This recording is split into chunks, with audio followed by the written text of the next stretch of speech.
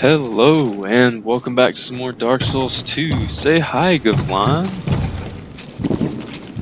Gavlan says hi. So last time, I just explored the first half, I guess, of No Man's Wharf. Right into our first NPC, or our second one actually, if you consider Lucatiel. And then now we're just gonna finish up No Man's Wharf, hopefully in this part, and get to the boss. I might actually even fight the boss in this part if I have enough time. Oh yeah, and we got a great sword, which is not upgraded, so it's not going to do a lot of damage, but I want to show it off a little bit. And my great club is about to break anyways, so I kind of have to switch weapons regardless. Let's use it on this guy right here. Come on, buddy. So as you can see, it's pretty dang powerful. It's not even upgraded, and one-handed attack took out more than half his health. So you want to come upstairs. There might be another one. Yep. Still trying to throw shit at me? Really? Get out of here. Okay, so now we want to ring this bell. Don't forget. I mean, you can shoot an arrow at it from way down below if you forget, or if you just want to not have to come all the way up here. But check out this awesome animation. Yeah, that ship. It honestly reminds me of like the ship of the dead from Dante's Inferno or some mythical story like that. And it just harbors in, and now you can get on the ship, and that's good because guess what's on the ship? The boss. 2 life gems and a homeward bone. Homeward bone will come in handy in a certain area of the game.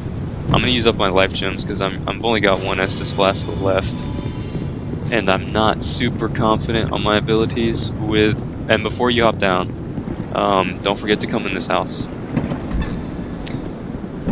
There's nasty creatures from the. Oh god! I'm bleeding! I'm bleeding! My anus is bleeding! Yeah, these guys are frustrating too because get some cheap shots on them. Oh, am I fat rolling? I'm fat rolling because of the greatsword.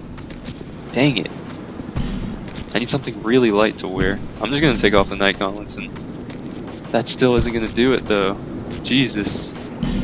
I have to wear some super light armor here. Uh-oh. Oh, his arm scared me. I might just take the hood off. There we go. Now you can see my beautiful, beautiful hair. My beautiful green face. Yes. Okay, if there's one way to deal with these guys, this is one of them. Nice. Because they have really high poise, and it's really hard to break their poise. Okay, one of them's dead. And now they're both dead. And they both dropped something too. Radiant Life Gem and a Radiant Life Gem. Alright, cool. So they stole a lot of my health, but I got some back, so. It's 10 fire arrows. And another dead end. Nope, nope, nope. Okay. Oh yeah, there's another way to go down there, is to just come downstairs, and you can actually show up behind them and backstab them. So I highly recommend doing that instead of what I just did like an idiot. Dead end over there, so you're just going to want to take this ramp down here. And now we're in the second half of No Man's Wharf. We're going to go open up the shortcut so we don't have to go all the way up and around anymore. Especially if you die and have to go back to the bonfire. There. I can't remember who's here. Oh, this guy. Let's backstab him. Waboosh! That would have been a lot cooler if it did more damage. So I think you can summon Lucatiel here. Again, I'm not going to summon anything. I want to do this playthrough with no help. Show you guys the struggle of Dark Souls single player.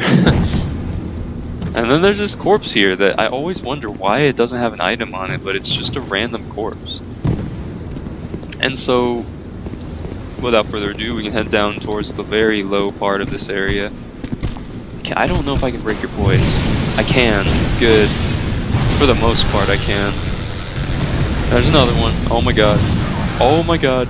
Get your stamina. Okay, so, Jesus, their poise. Holy shit, I'm about to die again. These guys, man, they are no joke. Alright, tattered cloth manchettes again, and a broadsword, so yeah. Broadsword isn't really pyromancer gear, but it's there. I could have sworn there was one here too. Maybe not. I guess not. I mean, good news for me, I didn't want to have to deal with any more than I had to. And you gotta get down in the water, and there's a guy right here. Nice. Killed him in one hit. I'm liking this greatsword.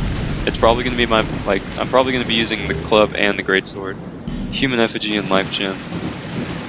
Just so if one of them degrades, I can just switch to the next one before I have to rest at a bonfire. This guy's hiding here. You can knock them off before they climb up, which I think is hilarious. And if you want to go back for whatever reason, this is a shortcut. You just drop down. Probably looks familiar because it is the same place. Takes you back to the beginning. Now if you go continue on here, there's a guy that will only talk to you if you have a certain intelligence level, so he won't talk to me.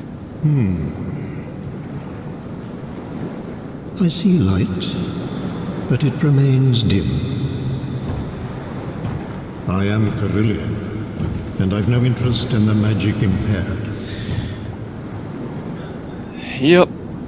He does not want to deal with me because my intelligence is too low. My intelligence is 7, which is better than starting as a bandit, who I think starts with 1. So 7 is not high enough. I do not know what intelligence you need. You can look it up pretty easy on a wiki or something like that. But I'm not interested in magic at all in this game, so I'm just gonna leave it be. Now, there's people on this boat. Go figure. There's an archer on both sides of the boat, which I don't like. Send them high flying in the sky. That's the running two-handed attack of this weapon, and I love it so much. It sends them flying in the air. It's like the best thing ever for me. It's just so much fun. I use it in PvP too, and it works surprisingly well. Alright, so now I got rid of him. I'm gonna go after this archer now. He's gonna heal too, just in case. Get out of here. Send you skyrocket. And then the R2 is also a high flying attack, I'm pretty sure. And then the follow-up is just a big slap. I don't remember if there's anyone in this area right here. Doesn't look like it. Nope, does not look like it. Get out of here. So this is a boss fight. My greatsword is about to break, which is awesome. I don't really... I'm just gonna use a repair powder. Just to be safe. Yeah, I'll use a repair powder to be safe. Increases, or kind of repairs your weapon a little bit, so... let's just go ahead and fight this guy. He's not that bad. So the Flexile Sentry, as you can see, has 1 pair of legs and 2 sides to his body, which he will relentlessly use both sides to kill you with. And the best part about this fight is you can use this pillar to your fullest advantage and use it to protect you. Like that. So he's not too bad. My favorite side to fight is the club side, because it's really slow. He has really predictable attacks. And it's not a big deal. He's not a big deal. So I'm gonna try to get the sword guy to come out just to kind of show you guys what he's like, if I don't die trying to do it. I think I can do it. Hang on. It's kind of... I've never tried to get the other side to come out. Okay, there we go. Now the sword guy's gonna attack. So he's really fucking quick, and he has lots of crazy agile moves that I don't like. Yep. And it's like you think he's done with the combo, and then he just has this one extra move that hits you so hard.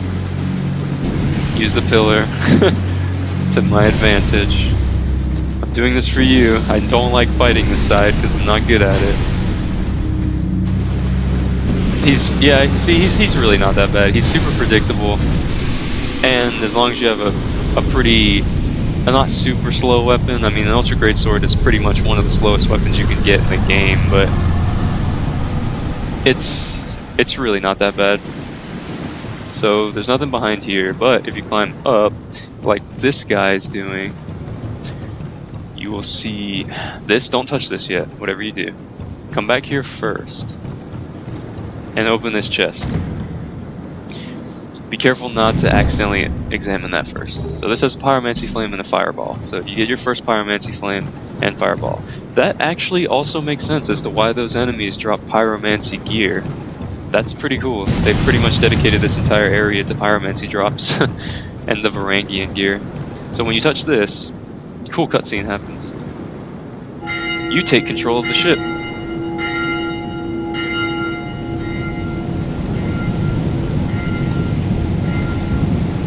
Yeah, big boss man on the ship. Too bad it doesn't remain yours for the rest of the game or anything.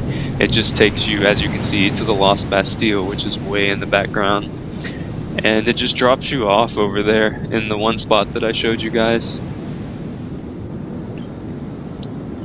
Because every time you come back to No Man's Wharf, it's full of the Varangian soldiers again. So there you go. Get dropped off right here. The ship, or the shit, I guess. The shitty ship just sits right there. Doesn't let you back on it, so you can't use it to warp between here and No Man's Wharf. Not that I would ever want to go back to No Man's Wharf. So No Man's Wharf is now done. Thank goodness. I'm not going to make the same mistake I did in the Lost Bastille either. I'm going to call the elevator first. There's nothing down here, just some barrels and boxes. I guess while waiting for the elevator, you can bust them up because you're bored. That's usually what I end up doing. Whenever I'm like waiting for an invasion to happen, I'll just go around slapping everything and breaking it.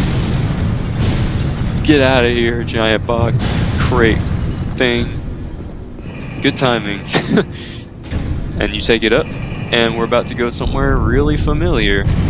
Anybody who's seen my previous episodes will know exactly what we're going to, because I actually showed this elevator previously. And again, I don't like being hollow, so let's just go ahead and humanize myself and my baby face. This looks nothing like me, by the way. I just used the default character to save time on editing the character and stuff.